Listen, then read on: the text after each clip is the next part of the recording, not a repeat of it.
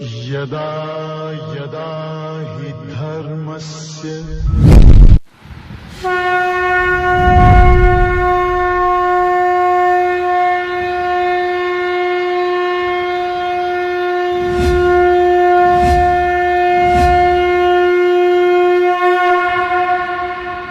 ఓం ప్రపన్నపారిజాతాయ తోత్రవేత్రైకపాణయే జ్ఞానముద్రాయ కృష్ణాయ గీతామృతదుహే నమః.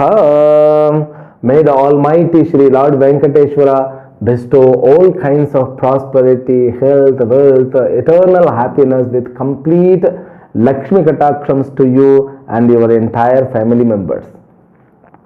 Let us begin Bhagavad Gita, verse number 3 of 7th chapter. Shri Bhagavan Uvacha Manushyanam Sagasreshu Kaschid Yatati Siddhaye Yatatamapi Siddhanam Kaschin Mam Veti Tattvataha. The reality of the knowledge of God is revealed by Bhagavan Krishna himself. In the 6th chapter, he told the glory of the self-effort, but that self-effort has got its own limitation. What kind of limitation?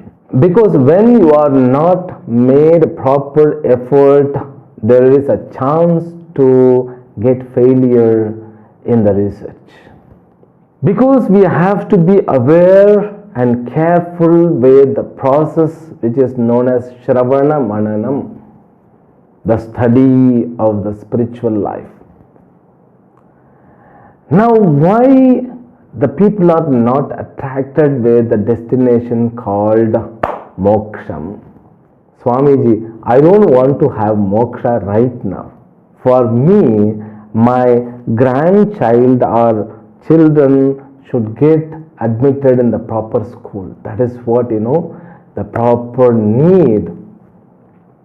Now for them, the big ultimate destination seems to be small, useless. And this small destination seems to be very big. They are meaningful. Moksha becomes meaningless. They are not attracted towards the proper destination, but they are attracted towards this temporary destination.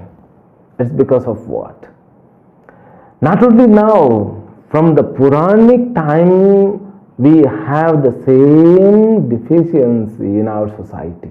A society which should give the priority to the main destination. In India alone, the main destination called moksha is worshipped, but at present it is not glorified. But in ancient time, every scripture talks about that great destination. Because you can find, there is a difference between the destination among the people when they fix in their life. These all foreign people, they fix even climbing on the mountain, reaching the Everest is the destination. But Indian, we don't fix those things as the destination because it's not famous. In India, we need to get a house. We need to get the job security. We need to get a proper family. And especially we need to get a nuclear family, not joint family. But in foreign countries, ulta. They want to get a relationship, but we are born with so many relatives. Therefore, when they were born, so this father and mother separated. Now father is with other mother and mother is with another husband. So for them, getting relatives is a big task. The destination differs according to the place. The society which should provide the clarity on the destination, but now at present there is no clarity on their destination. And so many ads, media influence, it confuses more. When you are not having the clarity on the destination, you cannot lead your life with the clarity. Now this destination, it seems to be valueless and useless. Therefore, we need to have a proper system, a proper person who can channelize your ideologies. Now the science it has improved a lot. We have invented so many glories. Because of the science, we can at once get connected with the throughout universe, and even you can have eye on all other planets, even on the planet Earth, around the planets, Moon, Mars, even sun rays are also measured by the satellites.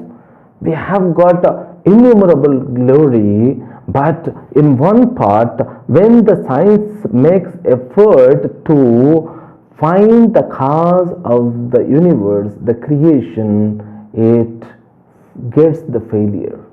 Why? The science always it does its research that which is oriented by or which is depended by experiment based. The science does its research based on experiments, but a spiritual seeker, when he does the research, but this research is known as inquiry, the inquiry of the universe, because God is not visible, he is in invisible form. So God realization only will happen when you realize. Therefore, what you cannot search God in the world, but God exists in the world, but in the invisible form. That invisible God to be realized how? Should I break the atom till I find the God like Hiranyakashipu? Now this spiritual seeking or inquiry is based on self-experience. Now you need to have a guru who can make you to realize or understand the difference between inquiry and research. So research is towards outside, and inquiry is based on self-experience. Therefore, we begin from Tvam Padartha Visheshaha. The experience must be began from ourself. Once you are given a proper channel to lead your life with the self-inquiry and God inquiry, definitely you will get complete realization of the God. Now the science is also digging to find what is the cause of the entire universe or creation. The spiritual seeker also makes effort to realize the same thing but in different way, without any experiments, without any equipments, without any expenditure, but he reaches the goal, he gains the benefit. That is the fantastic. So first you realize about the God, that God and the destination is one and the same, he will get that limitlessness. That is the glory. Therefore, Krishna here, he continues. First, he gives the rarity of this destination, of this realization, then he continues. So, till these verses, from verse number 1, 2, 3, till this verse, from the beginning, so introduction of the 7th chapter is being completed. Now, from next verse, Krishna begins a proper knowledge of the 7th chapter, which is known as Ishvara Swarupam. Ishvara Swarupam will be discussed or inquired or revealed from verse number 4 to 12. Let us read it. Bhumi rapo nalo vayuhu khammano buddhirevacha ahankara iti yamme bhinna prakriti ashtadha. So now this shloka begins to reveal the secret of Ishvara. But before entering into the words, you have to have one clarity. That clarity is, Krishna is not teaching about Ishvara from his own idea. No. This is not only the Krishna's philosophy. People interpret in many ways. This is not Krishna's philosophy. This philosophy is from Upanishads. This teaching is from Upanishads. This Upanishadic teaching alone revived by Lord Krishna for Arjuna. Okay. Now Upanishadic teaching is revealed. So now Krishna brings the same method when you approach the God, which is to be followed in the form of Upanishadic teaching. Based on Upanishadic teaching, now we are going to learn. This is the main portion of the 7th chapter. Even this is the main subject matter and main portion, important portion of whole Bhagavad Gita, where the nature, ultimate nature of the God is being unfolded. Now we have to be introduced a little bit how the God is approached, because God is not visible. So only the world is visible. Now we automatically have a kind of understanding the world is not made up of a human being, because this is beyond human power. There must be some power by which or through which the world is being created. Now the world exists, world is an evident for me, there must be somebody. Now for example, if I bring any product, a simple pot, if I take the simple pot, if I ask you, the pot exists, isn't it? You will also say, yes sir, pot exists. If I say the pot exists, there must be a person who made the pot also should exist. You cannot deny it. Yes, of course, there must be the pot maker. Because of him, the pot exists. Now, whether pot maker is alive or not, so that pot maker's existence is confirmed by the pot existent alone. Okay, it's very simple. By seeing the pot, you will understand there must be somebody who made the pot. In the same way, world exists. Where is the author of the world? Or what kind of power which has created world, that which is experienced by us? Okay, that is the way when you make the inquiry. Now when you go to the temple, a devotee, when he goes to the temple, he goes to the temple and he sees the God and he has his own prayer. He asks so many things. The God seems to be as a stone or Panchaloka Dhatu.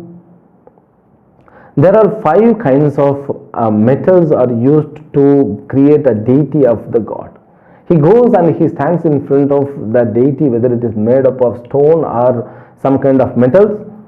Just he asks, that too, big things. I need to have a bungalow, car. So many things. That deity doesn't want anything. But he believes that God has the capacity, because he is informed God is everything, that power can produce or could supply the things which I ask. Now the difference between the seeker and devotee only believes and asks, but a seeker who is also a devotee, he also does the research how that miracles happens. When you ask, he provides. That is the wonder. It means what? So he must be the creator of the world. That is the Upanishadic approach. And Swamiji, it's very simple. God is the maker. No, all mind cannot accept it. These atheist people, they say that there is no God. There is no God, there is no form for the God. That's what their conclusion is. But if you are a non-atheist, so you have a kind of belief God is a maker, a creator of the world. So when you could accept this fact, so your life is settled. Whether you are a seeker to realize the God doesn't matter. without even realization of the God. If you have the complete faith, He is the creator. So He can create the world for me, the world which I like. That belief itself enough to Him or for Him to lead His whole life. But mind, sometimes it believes, sometimes it cannot. Therefore, we have to have a proper research, which is in the form of inquiry. What is God? Now, God, Upanishad defines any material should have the cause. Okay? If I bring the pot should have two kinds of causes. So first cause is the materialist cause. That material cause is known as clay in the pot. So mere clay is the materialistic cause. This material cause, which is also known as raw material. Only by having material you cannot get the product. There must be one more cause. That cause, when you have clay, there must be the pot maker. Not only the pot maker, he should have the wheel, he should have the stick, he should have poured water, and he should have kept in the fire. So all these things are known as intelligent cause. Now any product is required two kinds of causes: materialistic cause and intelligent cause, known as upadana karanam, nimitta karanam. So that is what Upanishadic stand. So the world exists. The world has got two kinds of causes. Now God, is He materialistic cause or intelligent cause? Then immediately the answer comes, God is both. And Upanishad also doesn't live as in the sky or in the space. It gives a solid example. Upanishad, it won't open its mouth without an example. The best example is a spider and web. Because when you want to construct the house, you need to have so many materials. All material won't become house their own. You need to have engineer, architect, mason, and so many other things also. Equipments, machineries, all these things will help the material to become the house. Even human intelligence also should be involved in it. So like that, this world, wonderful world, you see your body. No mother is aware how to create liver, lungs, kidney, gallbladder, large intestine, small intestine, even brain. That is a great. She does only her own survival. But the things are getting created. That's what.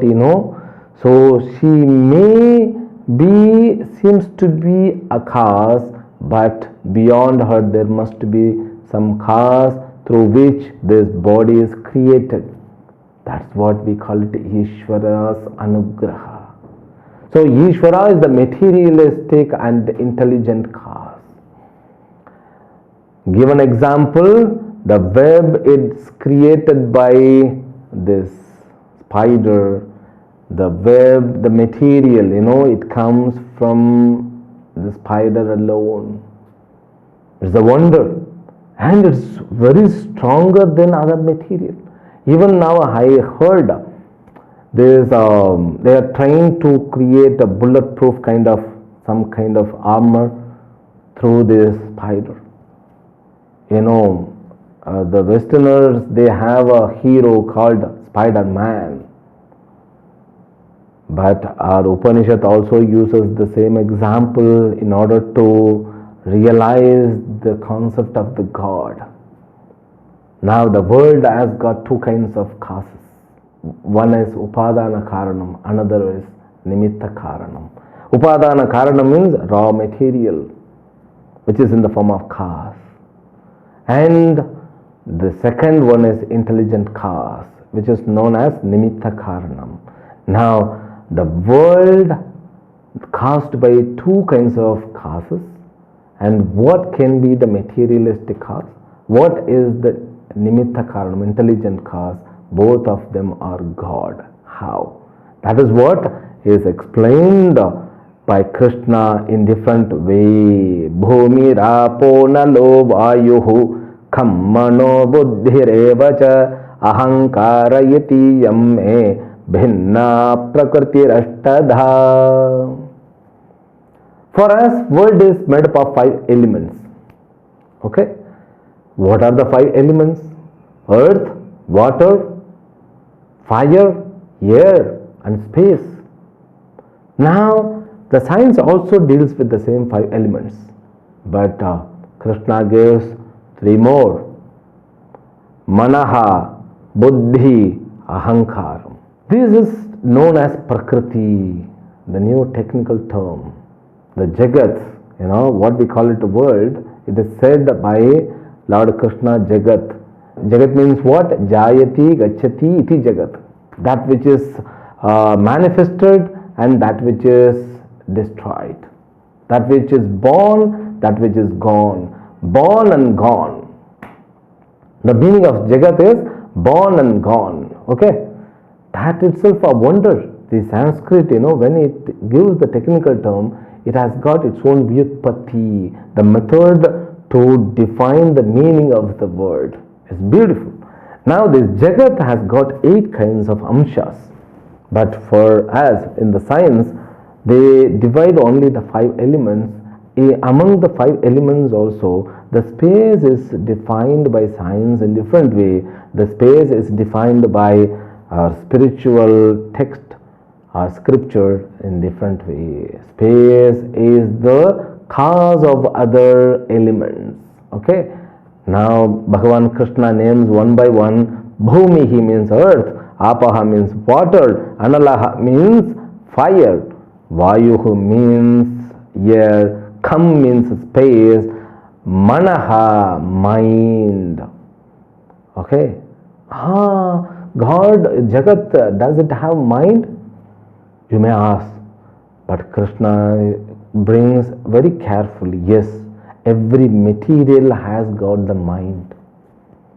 Even a desk and table, all the doors and walls, they are looking like the dead materials, but they do have also mind. And buddhi, not only that, they have their own intelligence.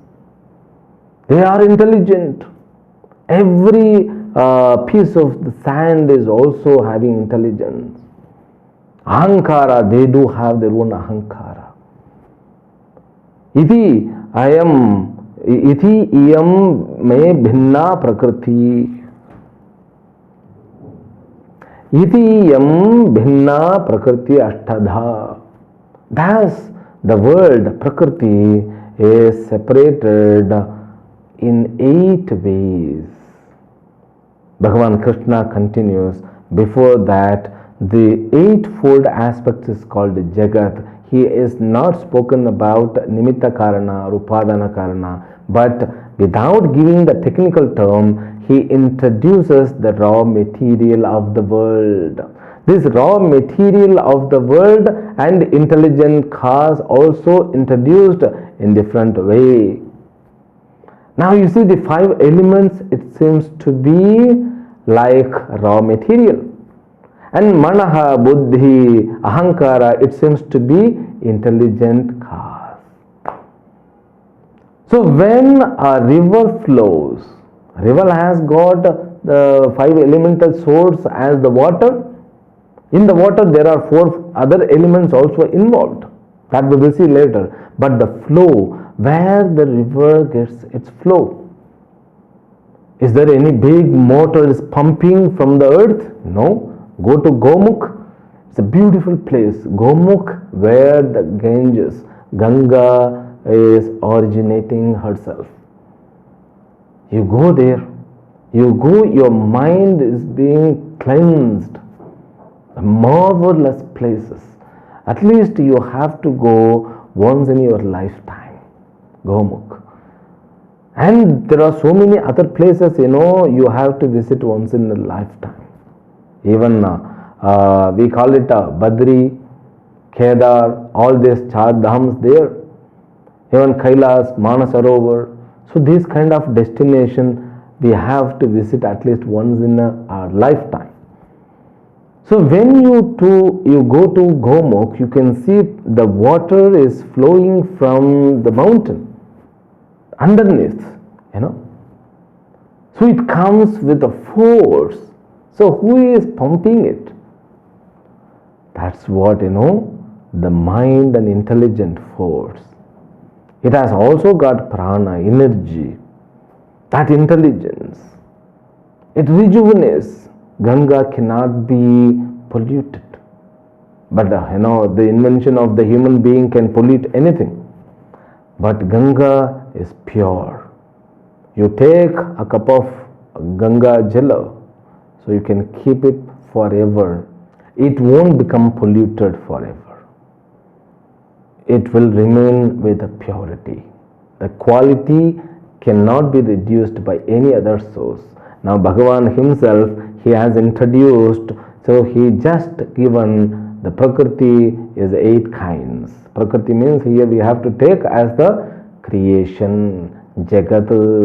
Now the perception, only science gives there are only 5 elemental world, but Krishna gives no. There are 8 kinds of amshas are there. We will continue from these words from next episode tomorrow. Harihi Om. Om Purnamadah Purnamidam Purnat Purnamudachyate Purnasya Purnamadaya Purnamevavashishyate.